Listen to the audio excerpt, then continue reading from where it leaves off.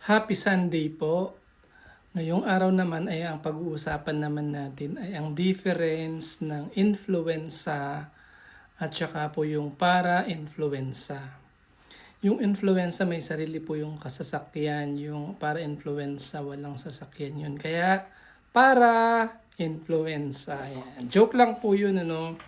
So yung influenza tsaka para-influenza. Yung influenza RNA virus yun. Yung para-influenza, RNA virus din. Yung influenza, Orthomyxoviridae family ang pinanggalingan. Tapos yung para-influenza is Paramyxoviridae family. Actually, yung para-influenza sa libro namin nakalagay, human para-influenza virus. Yung influenza po, ang types nun is A, B, C, D. Samantala yung para-influenza, 1, 2, 3, 4.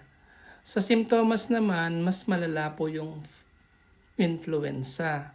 Mataas ang lagnat, masakit ang katawan, may ubo-sipon, ganyan. Yung para-influenza naman sa adult, mild lang ang simptomas, low-grade fever, may ubo-sipon. Kaya lang watch out tayo sa para-influenza sa mga bata. Kasi ang mga bata po maliliit yung airway nila, yung larynx, trachea, bronchus nila maliliit. Kaya pwede silang magkaroon ng LTB. Hindi gawin yung lugaw, tokwa, baboy ha. Yung croup na tinatawag, yung LTB, laryngotracheobronchitis, upper airway.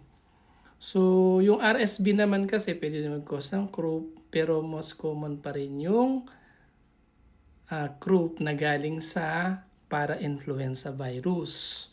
So, paano naman po yung treatment? Ang treatment ng influenza, symptomatic at pwedeng bigyan ng oseltamivir o yung Tamiflu na antivirus.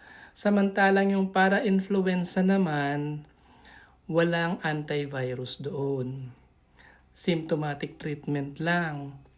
Yung influenza, merong bakuna. Hindi ba meron tayong flu vaccine? Kaya magpabakuna na kayo.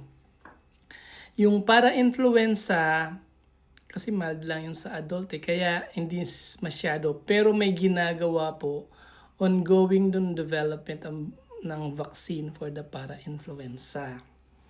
So ano naman ang pagkakaparehas nila? Parehas silang contagious, parehas silang respiratory yung kanilang transmission.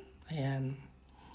At ito naman po yung sinasabi ko kanina na croup caused by para-influenza or laryngotracheobronchitis. Ganito po yung tunog.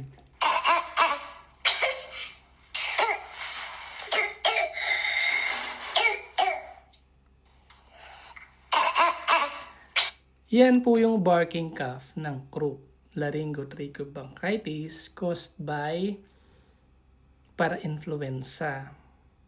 Good afternoon po.